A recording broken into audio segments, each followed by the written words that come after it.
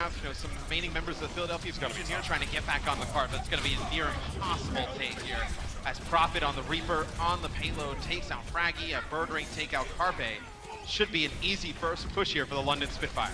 Fury as well now, just to clean up Poco. It's going to be pretty straightforward stuff here. The Philadelphia Fusion have not really been forcing the Fusion back here, and again, Philly really with no options here other than to just wait for the next sort of respawn back in. Dayfly is forced to give most of his healing on towards Carpe. He drops down. Shadowburn looking very, very low. Worse for wear, and Prophet's waiting for his opening.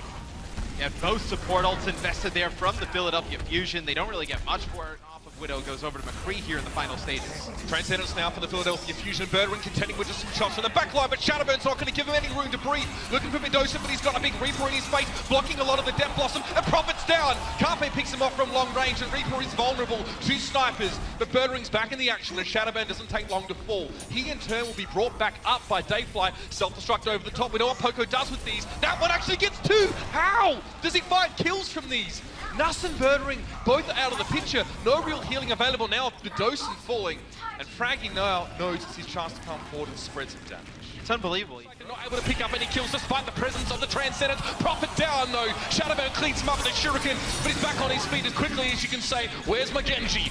Fury finds Poco, but Nuss falls to Fraggy there. He goes in deep for the res and he's punished for it. Yeah, there's only 30 seconds left here. Shadowburn 96% and counting towards his blade. He's going to get it now. See if he can get out of the spawn, make an impact. Boombox with a big kill there on a Prophet. Gesture using the Primal Rage, just trying to stay alive here on the point, but no ultimates here online for the London Spitfire. Birdring trying to tease with Boombox here is so low, he manages to pick him off. That's going to be a while to wait. Carpe down as well. It means the way is pretty much open for the Spitfire to make a safe landing here. Emergency or otherwise, it's Fraggy forced back, getting healed up by Dayfly, but there's a Transcendence here for the Spitfire, and that makes it so easy for Birdring to get in there. Fury with 2 kills and a D-suit. Dayfly not long for this world. There's a pulse bomb at Birdring wants it, and he's just going to lob it in that direction. Look, damage. You can see the concussive mine being thrown in. And look at the health bars on the Spitfire. Chunked on down. It's going to force a sound barrier out for them. But no! Nuss has been caught. The shield wasn't quite enough for Shadowburn. And he's able to break through it pretty comfortably. And now the Riptire! How quick is that? Insane! Unfortunately, it doesn't account to much because Fury's going to jump on him now. The Graviton Surge used to help the Spitfire here just clean up the extra damage. And Boombox, a Transcendence that no one's really there to benefit from. Gesture now can push flying through the sky like yeah. Seconds right about here. Just get out of the way. Shadowburn actually goes over to Tracer here, so you usually see Carpe play the Tracer for this Philly Fusion lineup, but he's been hitting a lot of nice shots on the Widowmaker. You want to keep him up. Well, there's a nice one. So we see Nuss actually goes over to Mercy here, so you're gonna be running Mercy Moira on defense. Carpe has helped open this up for the Philly Fusion. Now look at this, and now look at Carpe's positioning as well. He knows he can... Maybe lands a big Earth Shatter, knocks a few of these players from London to the ground, and then you see the cleanup crew start to come on in. Gesture dives towards that backline. He's going to get res. He's got Prophet working with him there as well, sitting up top with that Dragon Blade.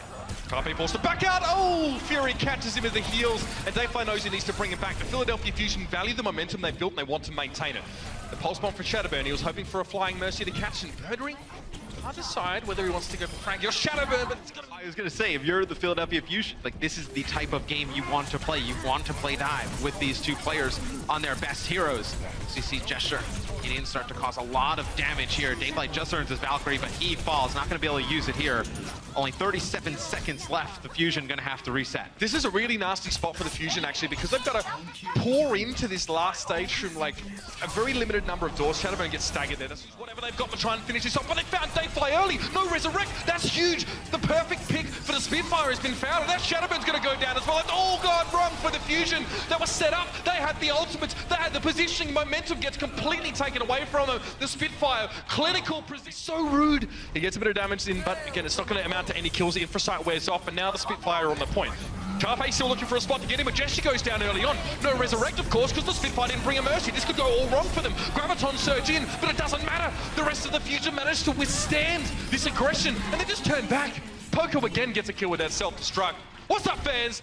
Coming in, Carpe just around the corner to avoid that. Shadowbird saw it coming, and still he allowed himself to get vaporized. He's going to be brought back hastily by Dayfly. They need the Junkrat here. Bedosen down to Carpe, Riptire in. It's Poco getting desuited, but Jester's already fallen. Fraggy stands tall on the point here. All 4 legs flat on the ground, right where they belong. And now an extra shield, and Nuss is trying to get towards this Orisa. Fury now as well with that Discord orb on him, if I'm not mistaken. It's going to be tough, but Prophet's in the backline doing work. He's got some mad damage. Dayfly down. Both supports are missing for the Fusion. This may be turning around. In fact, it is.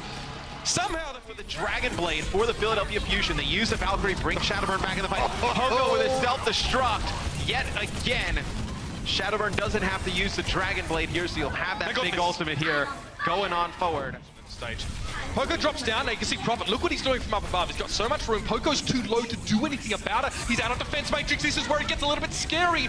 Birdring those found Frankie. Poco gets desuited now. Gesture on the boombox, and that should be it. That's a clean fight for the Spitfire. There's really not much that can be done there. We didn't even need to see the last moment. The rest of the Fusion are either going to get staggered or forced to run away. Dayfly is probably going to drop here. It's not a position he wants to be in, but Ocean trying to chase him up. Okay, so we need to see a complete change here from the Fusion. Shadowburn Dayfly down. Yep, that's almost a foregone conclusion. The Fusion have lost at least a minute of just sitting around waiting for people to be unstuck. I feel like just keep going up to the high ground over and over again.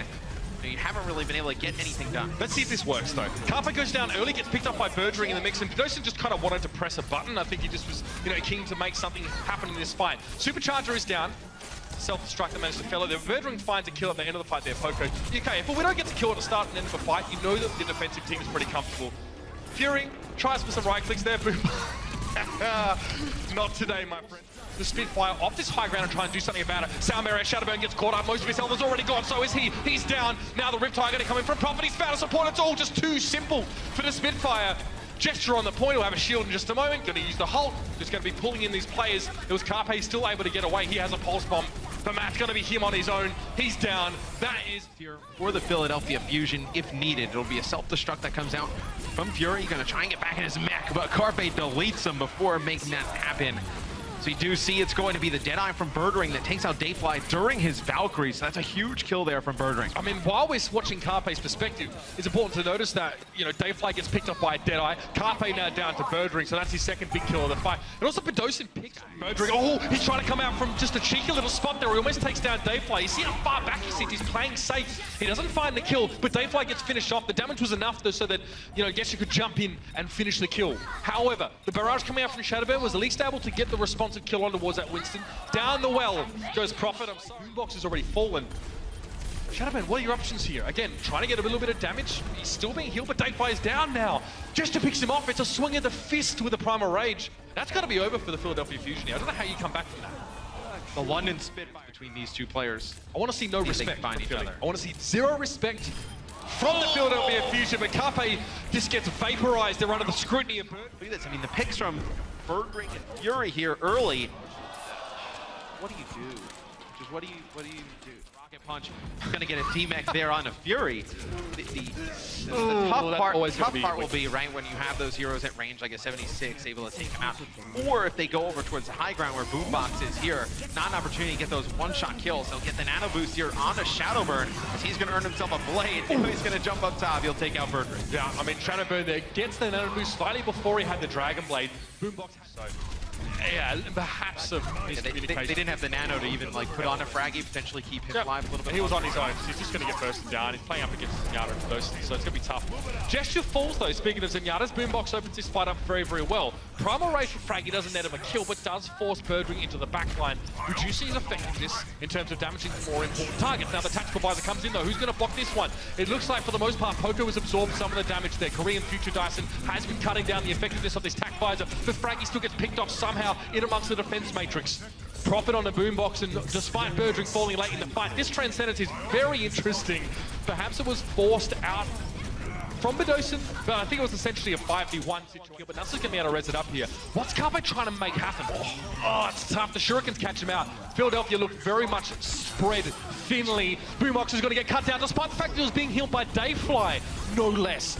That's going to be very, very frustrating. Even your backline has no support. They have no defense there. Diffusion nowhere to be seen. Not sure what the go is right now. Fraggy now.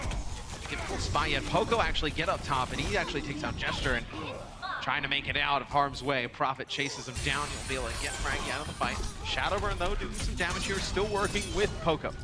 Okay, so perhaps the Fusion are trying to the 70-60. The Spitfire is staying hidden for the most part. It's impossible for the Fusion to get information. And now the Spitfire spring forth and have a dive of their own.